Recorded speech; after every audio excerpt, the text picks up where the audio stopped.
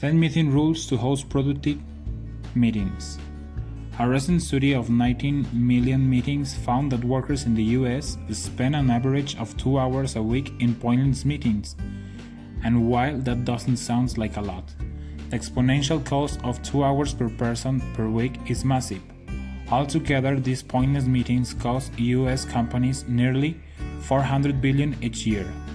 Companies can save a tremendous amount of money and improve their productivity greatly by simplifying having fewer pointless meetings. Number 1. Hold meetings only when they are absolutely required. Scheduling a meeting should be an automatic response to every question or issue. Instead, people should be expected to seriously consider if a meeting is the appropriate format. In an article for Harvard Business Review, time management coach Elizabeth Gray Saunders recommends asking these questions to determine if a meeting is what you truly need. Have I thought through this situation? Does moving forward require a real-time conversation? Number 2. Only invite people who are truly need. Instead of inviting everyone to your meeting, only invite those people whose input is absolutely required. Amazon CEO Jeff Bezos, who famously meets with his investor for just 6 hours per year, has a 2 pizza rule. No meeting should be held with more people than can be fit with 2 pizzas. By restricting meeting sizes, Bezos claims that meetings move faster and conversations are purely between people with decision-making power. Number 3. Assign a meeting facilitator. To run an effective meeting, someone needs to be facilitating. The facilitator's role is to ensure that the meeting starts and ends on time, covers and sticks to the agenda, and follows all established meeting rules. That might include things like introducing attendees, ensuring everyone is given time to share his or her input, and cutting off-topic discussions. Number 4. Set out meeting equipment in advance. If you're hosting your meeting in a conference room, head over to that conference room before your meeting begins to get set up and make sure you have everything you need. Number 5. Share a meeting agenda in advance. Sharing an agenda for your meeting well before the meeting takes place helps attendees see what's going to be expected of them during the meeting. This helps them gather any information they may need in order to participate in the meeting productively.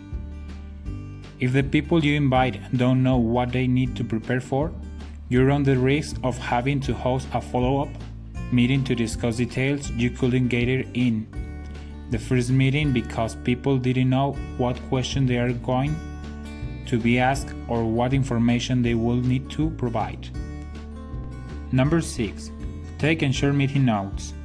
The best team meetings result in a clear, shared understanding of what needs next, including actionable assigned tasks. It's the role of the meeting facilitator or assigned note taker to ensure that all takeaways, actionable items, and decisions are documented and shared with attendees after the meeting. When taking notes in meeting, note taker should focus on facts, issues, decisions, action, questions, and answers. Taking detailed meeting notes is also important if you are following the second meeting rule in the list. Only invite people who are truly need. If you're limiting your invite list, meeting notes are useful for people who need to know the outcome of the meeting, even though they didn't need to be involved in the meeting itself. Number 7. Give everyone the opportunity to participate. In a typical 8-person team meeting, 3 people do 70% of the talking. As the meeting facilitator, there are a number of things you can do to encourage a better balance and give everyone a chance to participate. First, you can help people come to the meeting more confident and ready to participate. This can be achieved by sharing key questions you're planning to ask and problems you're hoping to solve before the meeting so people can come to meeting prepared. Second, during the meeting, it's the role of facilitator to ensure that the meeting is dominated by 1 or 2 attendees. This can be done by actively asking less assertive attendees their opinions during the meeting or watching for cycle cues that someone is struggling to break into the discussion. Number 8. Limit discussion times for each agenda item. Meetings should be no longer than an hour. A 60-minute is generally the longest time people can remain truly engaged. To this end, it's important that your meeting finish on time. Number 9. Ban unnecessary devices. To make your meetings faster and more effective, ensure team members respect other meeting attendants by actively listening. It's a fact that it's much harder to listen when you are multitasking, checking mails, replying to IMs, or making lunch plans via text message. Number 10. Speak slowly and clearly when presenting.